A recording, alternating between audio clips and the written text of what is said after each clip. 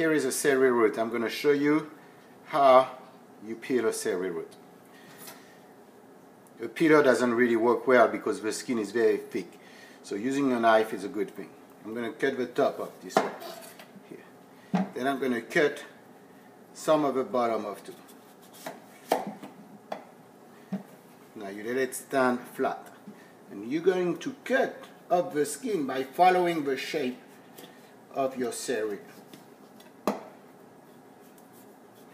Try to use a knife with some kind of flexible blade. It's easier to go around and keep the shape.